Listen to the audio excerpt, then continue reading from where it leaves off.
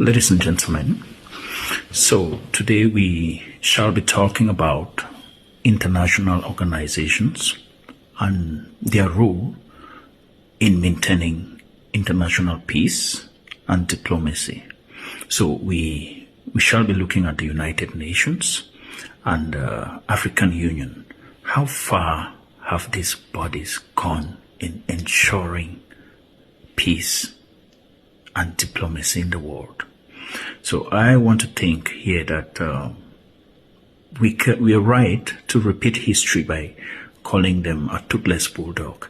You know, the United Nations, which should be like the global body that ensures the safety of all and sundry on this global earth, has failed in many respects. When we look at the case in Ukraine, Russia and Ukraine, you see that the UN is a toothless bulldog.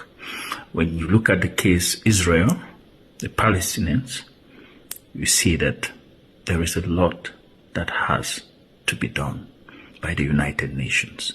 But so far, we're not getting any results. And, you know, Russia continues to invade Ukraine in these modern times, destroying lives, killing people, destroying properties, and yet the UN is watching. We also have the African Union, which to me is just non-existent. We have cases of human rights abuses. We have conflict. Just yesterday, I watched a video of the president of Rwanda and that of Democratic Republic of Congo, Paul Kagame and Felix Tshisekedi.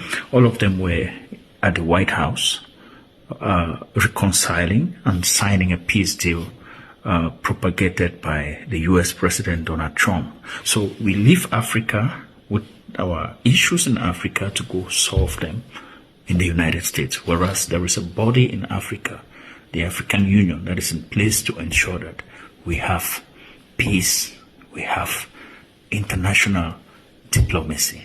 It is a failure. When you look at what's happening in Uganda, the presidential elections in Uganda, you see what's happening there. The opposition, they are not even allowed to carry out their rallies, their campaigns.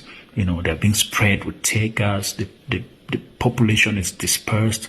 You know, live bullets and all that. The UN is silent.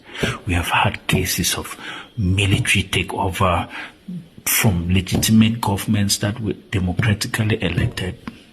The AU is helpless. We've had cases where opposition leaders are detained, some are killed in jail. The AU is helpless. So my question is, how important are these bodies in implementing the goals in which they were put in place? So we need to start asking a lot of questions. Once we have answers, then we have a way out.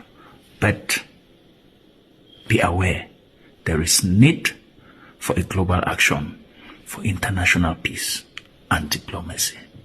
Thank you for watching.